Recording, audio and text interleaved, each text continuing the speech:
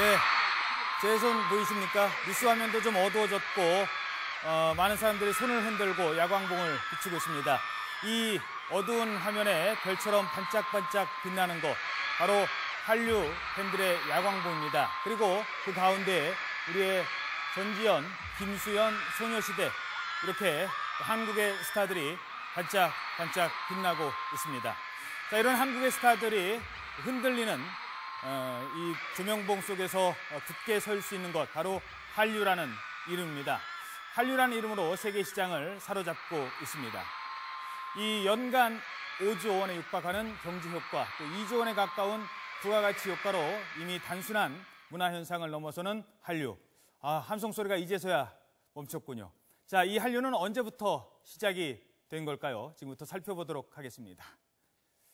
네, 한류 1.0부터 살펴보도록 하겠습니다. 지금 보시는 이 배우 잘 아시죠? 처음에는 드라마로부터 시작을 했습니다.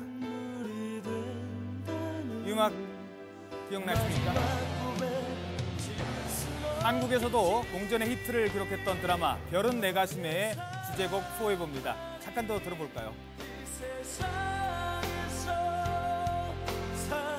네, 별은 내 가슴에는 당시 중국 관영통신 CCTV에 방영이 되면서 한류의 첫 신호탄이 되기도 했습니다. 문화의 차이가 젊은 중국인들에게는 더 신선함으로 다가간 것이지요. 자, 그러면 그 다음 한류 1.0을 이끌었던 사람들은 누굴까요? 이 드라마의 인기는 곧 보고 듣는 음악, K-팝의 인기로 이어지기도 했습니다. 기존의 아시아 음악에서는 찾아볼 수 없었던 화려한 댄스, 그리고 중국의 젊은 층을 매료시키기 시작한 이 잘생긴 H.O.T, 클론, 베이비복스, NRG 등 당대 최고의 가수들이 활동 무대를 중국으로 옮기는 계기가 되기도 했습니다. 여기까지가 한류 1.0인데요.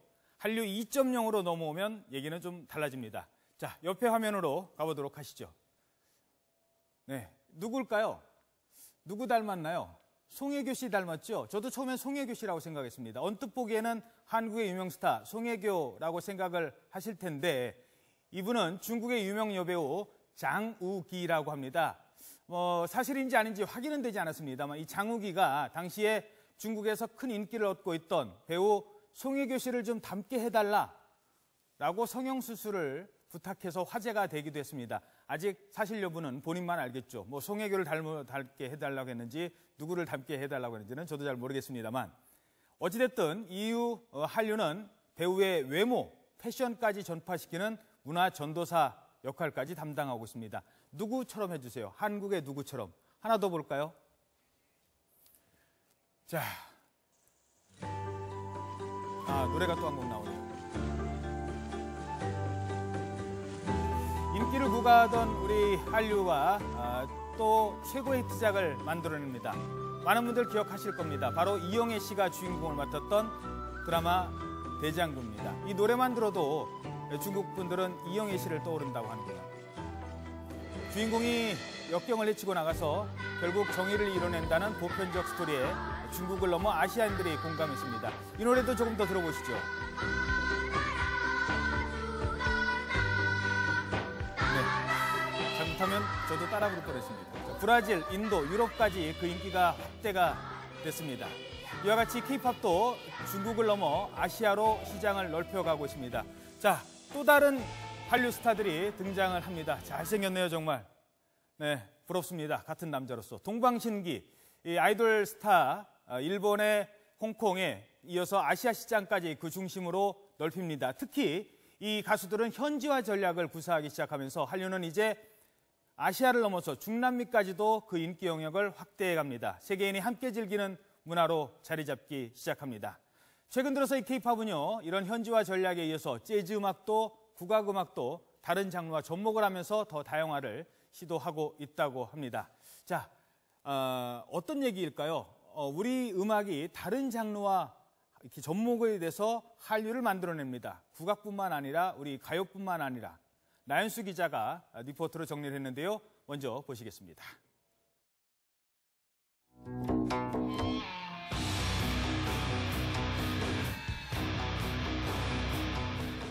검은고와 기타, 해금이 뿜어내는 오묘하고 폭발적인 사운드. 퓨전 국악 밴드 잠비나이는 강렬한 헤비메탈 위에 동양적인 선율을 입힌 실험적인 음악으로 해외에서 먼저 주목받았습니다.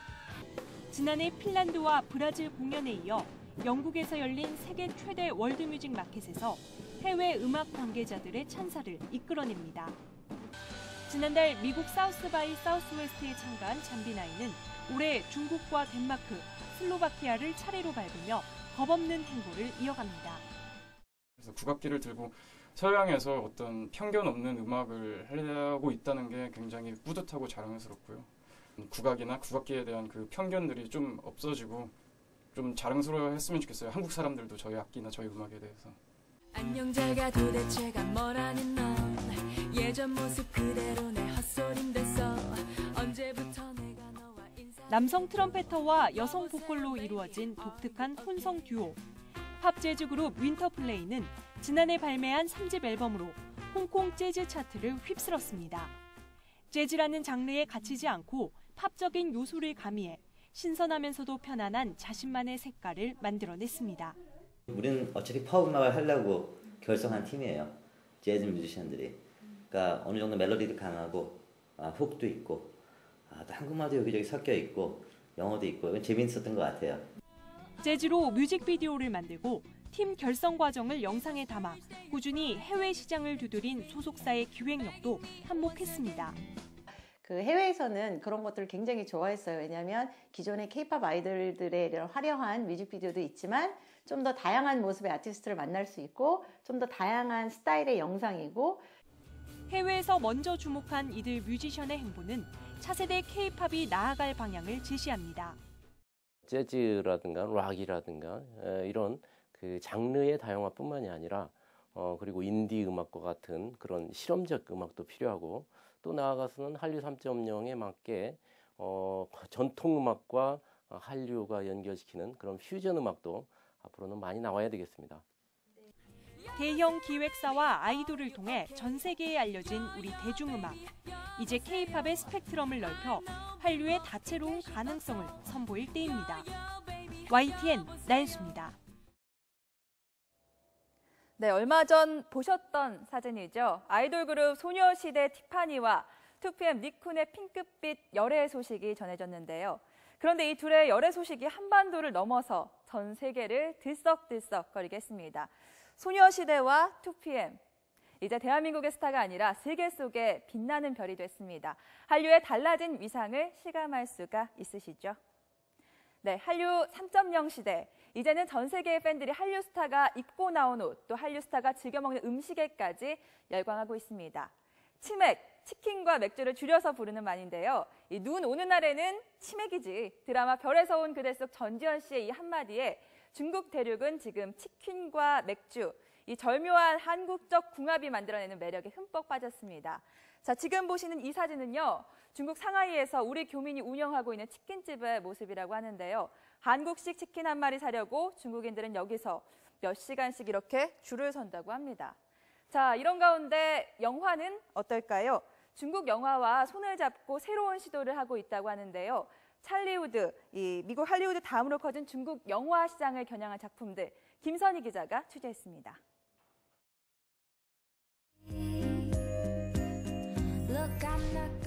지난해 4월 중국에서 개봉됐던 한중 합작 영화 이별 계약입니다.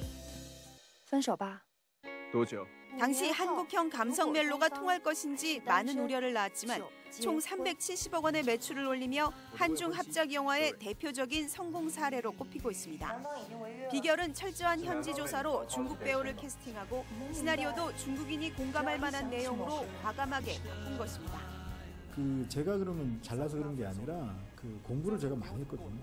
중국인들에 의한 모니터를 다 했기 때문에 충분히 승산 있는 게임은 저는 했다고 생각을 합니다. 중국 영화 시장은 현재 4조 9천억 원으로 미국에 이어 세계 2위, 우리나라의 3배 가까이 되는 규모입니다. 게다가 한 해 스크린 수가 5천 개씩 늘어나는 등 시장이 폭발적으로 증가하면서 세계 여러 나라에서 눈독을 들이고 있습니다. 하지만 외국 영화 수입을 한 해 64개로 제한하고 대부분 할리우드 영화를 들여오고 있어 수입 제한이 없는 합작 영화가 중국 시장 공략의 새로운 대안으로 떠오르고 있습니다. 중국에 계신 현지의 감독, 배우 관련된 분들하고 한국에 이제 앞서 나가는 감독, 배우분들이 합작해서 영화를 만드시면 훨씬 더 좋은 시나리오와 많은 연출력이 보태져가지고 많은 손님들이 오시겠죠. 이별 계약에 이어 올해도 한중 합작 영화가 줄줄이 제작에 들어갑니다. 장윤현 감독의 평안도, 박광현 감독의 권법, 박광춘 감독의 러브 앤 란제리 등과 JY 픽처스가 진행하는 내 손을 잡고 싶어 등입니다. 이런 움직임은 중국 시장이 앞으로 5년 안에 북미를 넘어 세계 1위에 오를 것이라는 예측이 나오면서 더욱 활발해지고 있습니다. 중국의 영화 관객 수는 지난해 6억 명으로 우리나라 2억 명에 비해서 한 3배 정도 많습니다. 하지만 그 중국의 인구가 우리나라보다 20배나 더 많고 중국인들의 문화적 욕구가 상승하고 있는 현재 추세를 봤을 때 조만간 세계 1위 시장으로 성장할 것으로 보입니다. 이런 장밋빛 전망에도 아직 중국 시장은 외국 영화 수입 제한과 함께 까다로운 검열, 불법 다운로드 등으로 갈 길이 먼 상황. 꾸준한 콘텐츠 개발과 합작 영화 발굴로 한국 영화가 13억 중국 시장에서 또 하나의 한류를 만들 수 있을지 주목됩니다. YTN 김선입니다.